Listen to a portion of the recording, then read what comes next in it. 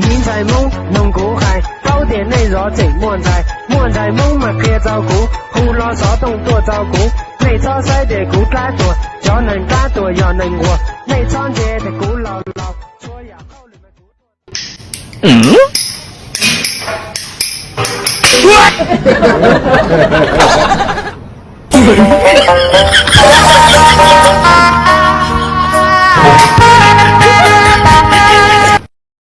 Likey.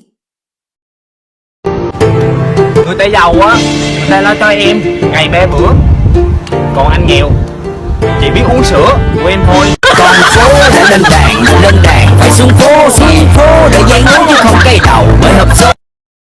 Likey. Anh đây á không thích em buồn, bởi vì hay bị á em cởi chuồng mỗi đêm.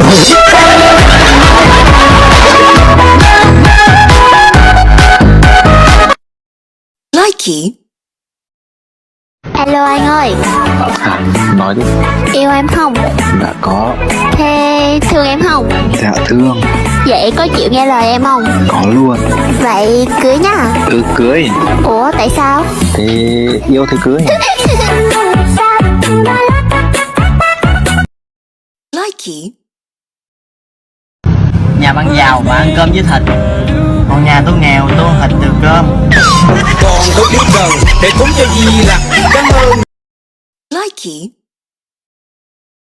Con bò thì giống con trâu, con cậu thì giống con dâu mẹ mình. Likey. Ớt dù cay anh vẫn ăn cả vỏ, ngực em có nhỏ anh không bỏ em đâu.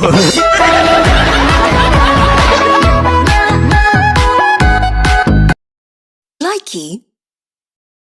Hôm nay anh muốn ăn gì? Thực đơn hết món chỉ còn mỗi em. Likey. Yêu anh chẳng biết tặng gì, tặng hoa thì héo, tặng tình thì phai. Thôi thì tặng anh cái thai để mai nó lớn giúp anh việc nhà.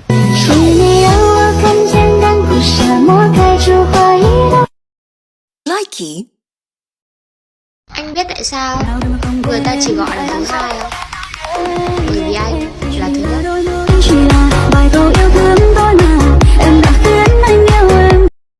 Likey. Ba mẹ em nói đúng, người mà xinh đẹp như em á chỉ có thể là bồ của anh.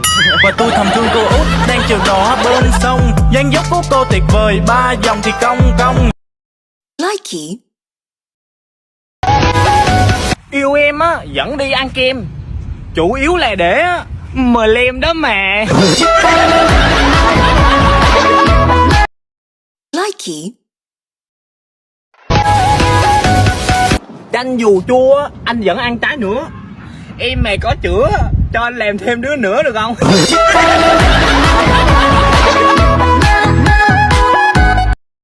Likey. Người ta nghèo người ta ăn cơm với nước mắm, tụi mình nghèo đi tắm rồi ăn nhau.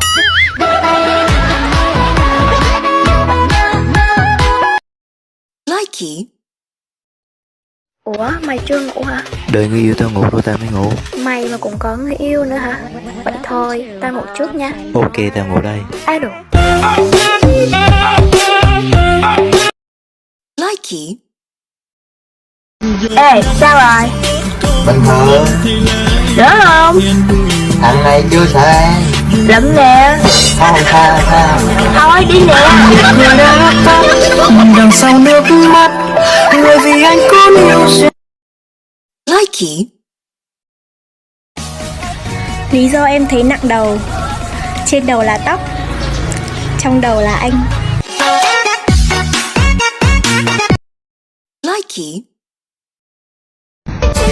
Anh ơi, thời tiết á, trái gió trở trời, trái tim lỡ nhịp, cả đời thương anh.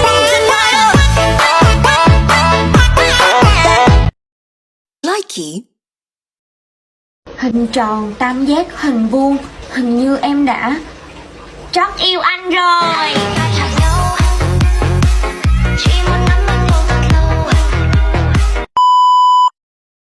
Likey.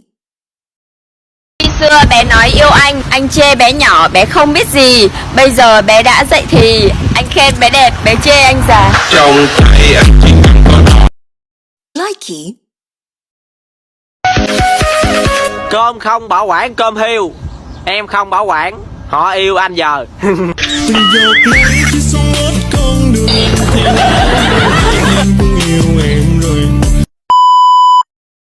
Likey. Dăm ba chén rượu ly trà, thứ em xen nhất chỉ là anh thôi. Trời buồn trời đổ mưa ngâu, mẹ anh đã có con dâu chưa nè? Người ta dính phút đa tình, còn em dính phút chung tình khi yêu.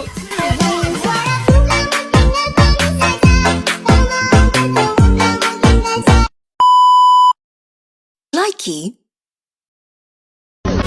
Bao giờ duyên không chiên không chín, cua mày hoài sao mày không dính vậy mày ơi.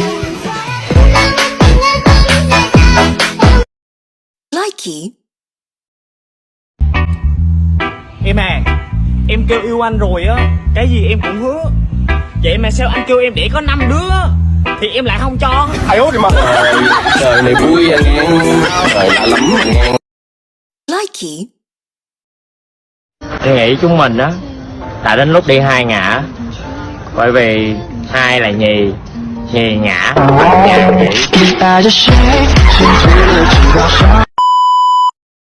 Likey. Người ta nói á, hai bò như hai áo, mà vì em á nên anh quyết định ở trên. Likey.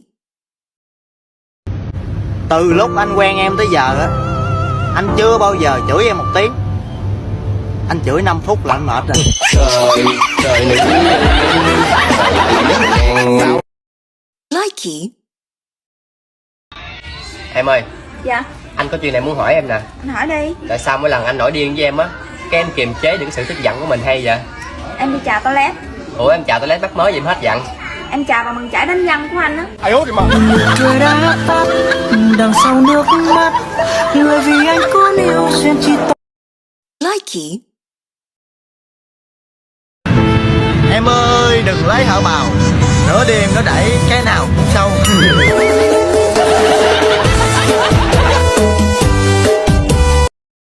Likey. Trai cưa liều chết xa trường, trai lay liều chết trên giường mỹ nhân.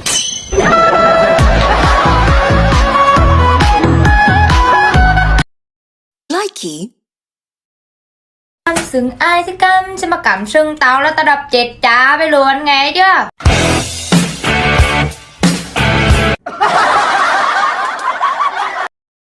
Likey.